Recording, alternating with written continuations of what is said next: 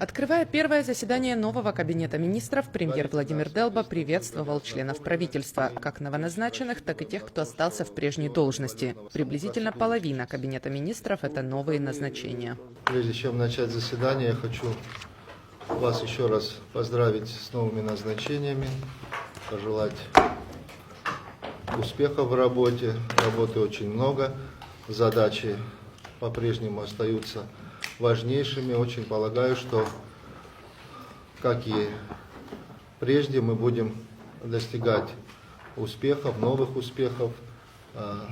Ну и, соответственно, хотел бы выразить признательность членам правительства, которые работали ранее.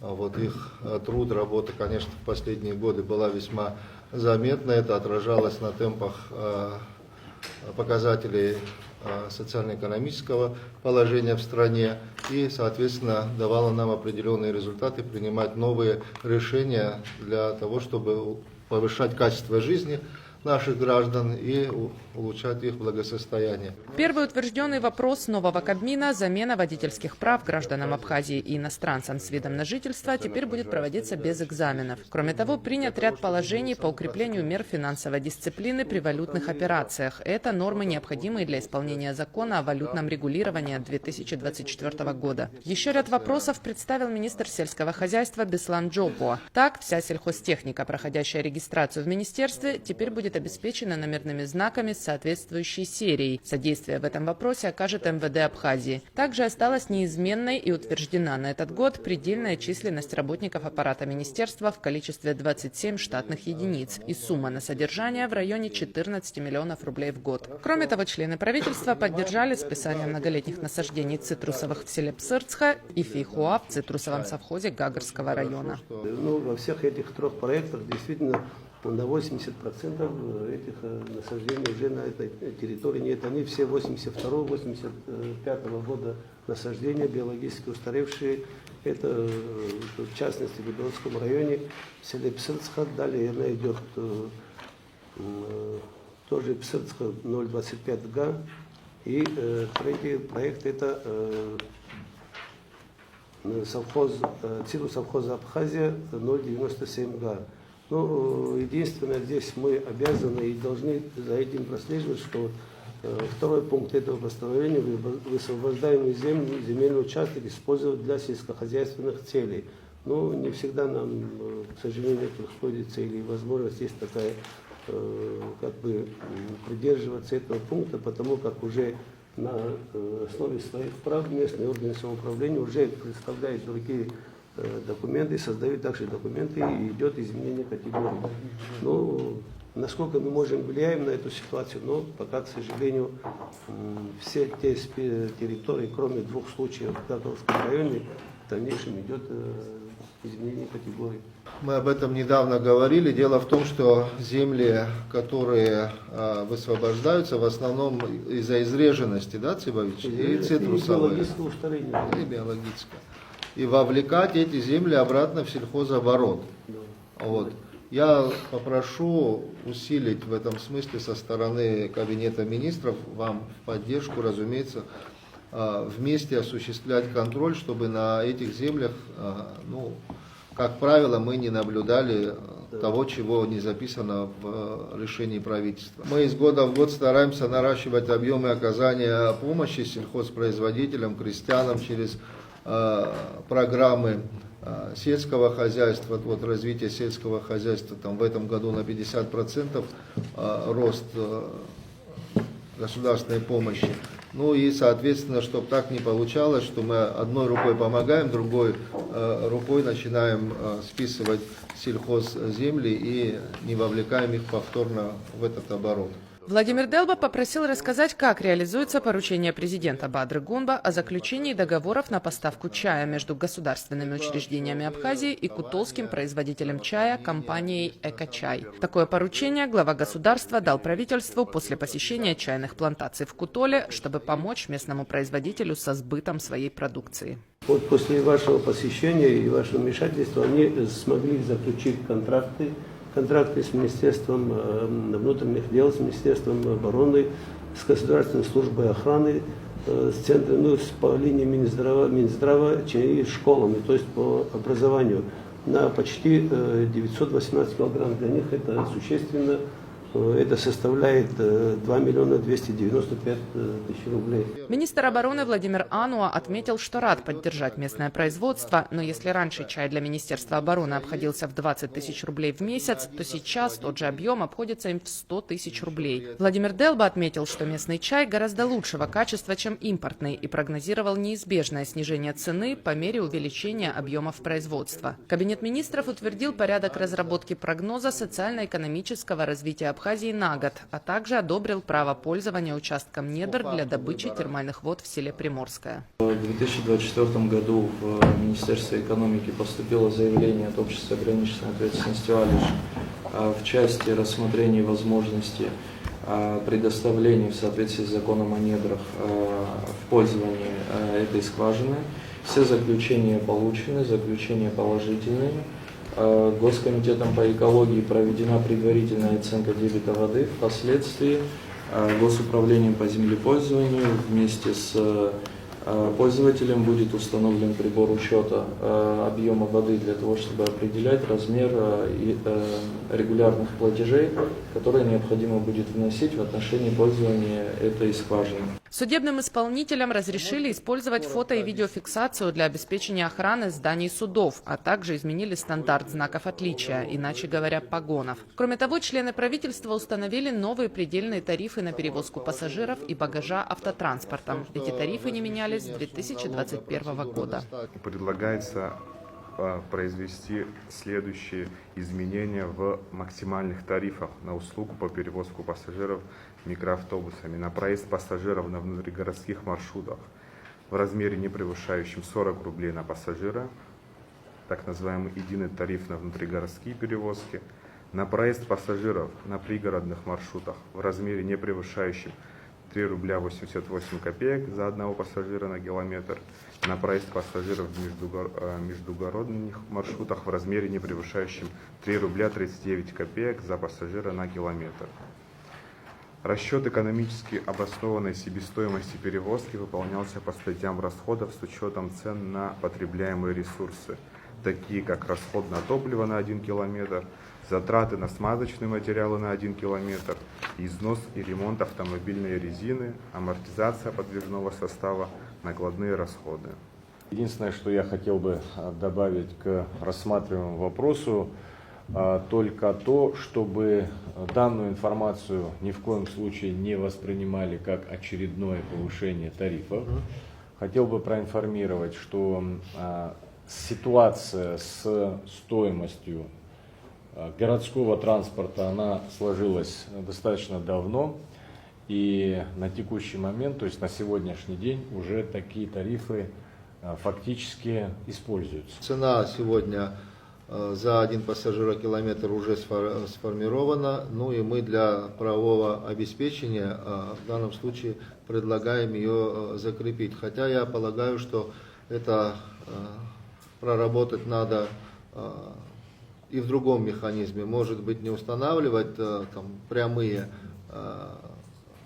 твердые суммы, может определяться как по другим регулируемым товарам, может устанавливать там нормы рентабельности или еще какие-то другие критерии, чтобы это не происходило так, как сейчас. 2-3 месяца тому назад цена установилась, мы сейчас принимаем. Кстати, напомнить хочу, аналогичная ситуация у нас и по хлебу, да, до сегодняшнего дня.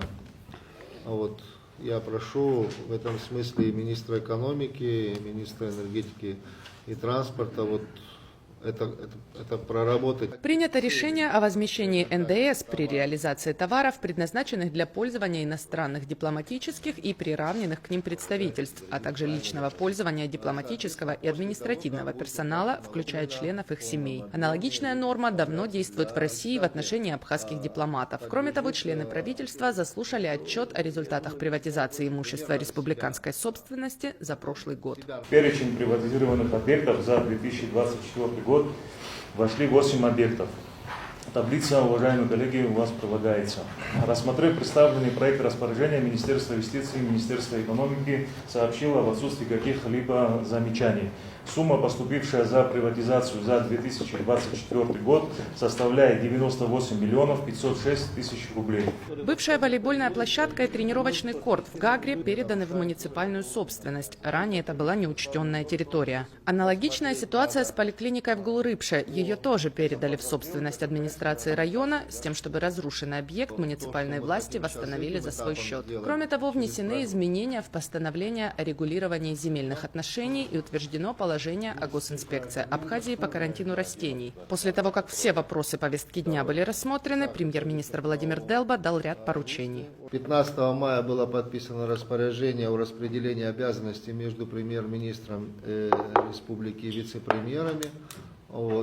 Соответственно, за каждым из вице-премьеров и за премьер-министром закреплены центральные органы государственного управления, координацию которых они будут осуществлять. Уважаемые члены правительства, прошу придерживаться регламенту, установленному в распоряжении, очень предметно взаимодействовать с курируемыми под руководством вице-премьеров. Очень-очень рассчитываю на конструктивную такую работу, потому что задач очень много, и решать их надо оперативно. Цели мы прекрасно с вами понимаем, поэтому рассчитываю на то, что поддержка будет такая взаимная. Напомним, что в новом правительстве 4 вице-премьера. Джансух Нанба координирует работу Министерства экономики, энергетики и культуры, а также госкомитетов по репатриации, по связи, по стандартам и технадзору, по статистике, госкомимущества и охраны историко-культурного наследия. Вице-премьер Роберт Кьют, помимо своего ведомства, курирует работу МЧС и миграционной службы. Тараш Хагба – госкомитет по языковой политике и госкомитет по делам молодежи и спорту. А Вараздат Минасян координирует работу 3 министерств – сельского хозяйства, социального обеспечения и Минтуризма, а также Госкомитет по экологии, Управление лесного хозяйства, Управление по землепользованию и кадастру, по архитектуре и градостроительству, ветеринарной службы и госинспекции по карантину растений. Также премьер-министр поручил составить списки необходимых специалистов для обучения за рубежом. К нам обратились наши коллеги официально о том, какая же потребность у Республики Абхазия в специалистах на очередной предстоящий учебный год. Очень прошу не откладывать эти предложения для каждого ведомства, если в этом есть необходимость, потребность подготовки кадров, начиная с 1-го уровня образования, 2-го, я имею в виду магистратура, аспирантура, либо получение дополнительного профессионального образования, преимущественно по тем направлениям, которых нет в Абхазском государственном университете. Это очень важно, очень-очень важно, чтобы у нас не повторялись случаи, с которыми мы сегодня работаем. Заявились на определенные специальности, там несколько десятков, было мест, и, к большому сожалению, не можем обеспечить эту потребность желанием молодых людей. Так не должно происходить. Отвечая на вопросы Владимира Делба, министр здравоохранения рассказал о том, что аппарат КТ в Гудауте будет отремонтирован. Контракт на 11 миллионов рублей уже подписан. В середине июня ожидается поставка ангиографа в республиканскую больницу. Помещение для него строится. Также Эдуард Будба рассказал о диспансеризации детей, которая находится на заключительном этапе. На вчерашний день было осмотрено 26 576 детишек. Во всех районах Республики Абхазия сегодня также продолжается диспансеризация. Подходим к цифре 27 тысяч обследованных детей. Сейчас бригада, уже осмотрев районы, выехала. Сейчас находятся в республике 2 бригады. Это бригада из Воронежа, которая дислоцируется в Гаграх. И научный центр здоровья детей Минздрава России. Бригада находится в городе Сухум. Через 2 дня выезжает Воронежская бригада, и в пятницу выезжает бригада из научного центра здоровья детей. Более 200 детишек из обследованных нуждаются в лечении и, может, в оперативном плановом лечении. в федеральных центрах Российской Федерации. В этом направлении также работа ведется очень активно. Мы плотно взаимодействуем с крупными федеральными центрами, подключаем телемедицинские консультации. Им проводилось определенным количеством детишек коррекция назначения в федеральных центрах. Кому-то было проведено оперативное лечение, кому-то было назначение лекарственной терапии, коррекция этого всего назначения в федеральных центрах.